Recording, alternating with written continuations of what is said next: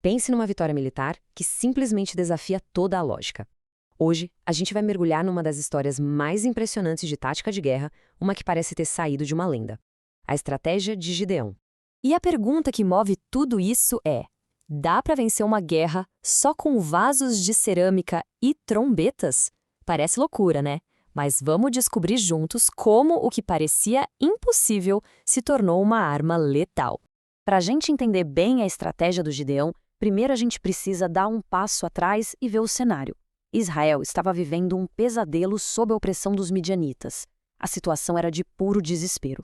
E, olha, isso aqui não é exagero. O exército inimigo era descrito como uma praga de gafanhotos, uma força esmagadora que destruía tudo por onde passava.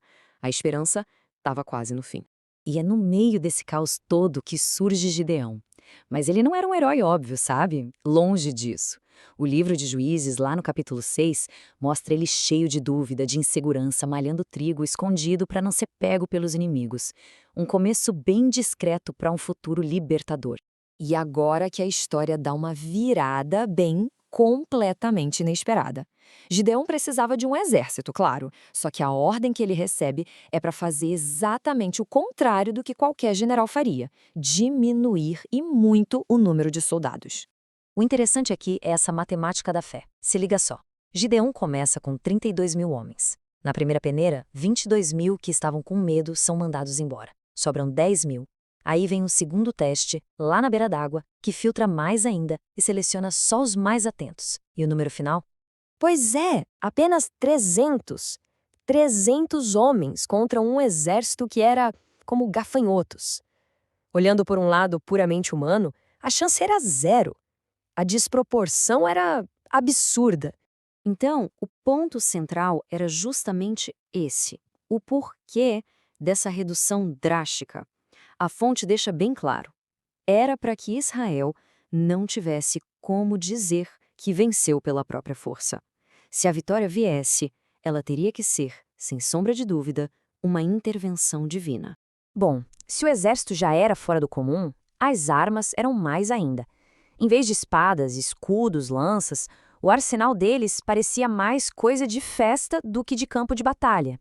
E aqui a gente vê a genialidade psicológica do plano. Não era um ataque físico, era um ataque à mente, aos sentidos do inimigo. Imagina a cena: no meio da escuridão, um acampamento inteiro dormindo e de repente é cercado por luzes de um som ensurdecedor de trombetas vindo de todos os lados. Com o plano traçado, a tensão no ar devia ser palpável. Tudo dependia de uma execução perfeita e da reação do inimigo. A noite da batalha chega e aqueles 300 homens se posicionam, em silêncio, ao redor de um mar de adversários. O momento foi escolhido a dedo, a vigília da meia-noite. É o ponto mais escuro, mais silencioso da noite, bem quando os guardas tinham acabado de trocar de turno e o acampamento estava em sono profundo. Era o timing perfeito para o choque e o pavor. E então, o barulho.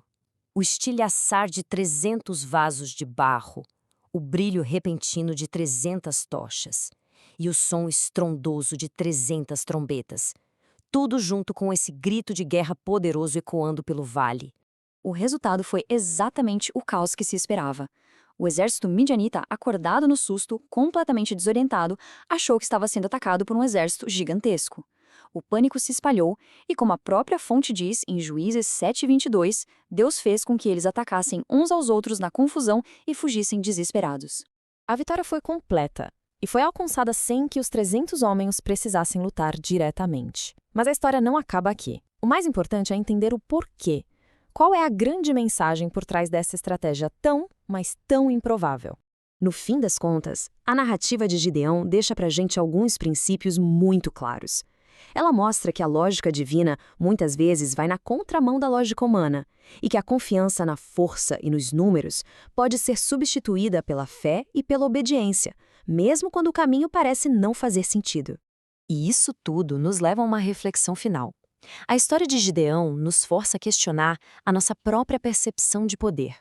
Onde é que a verdadeira força reside, afinal? Talvez não em grandes exércitos ou em recursos abundantes, mas na coragem de confiar numa estratégia que, aos olhos de todos, parece impossível.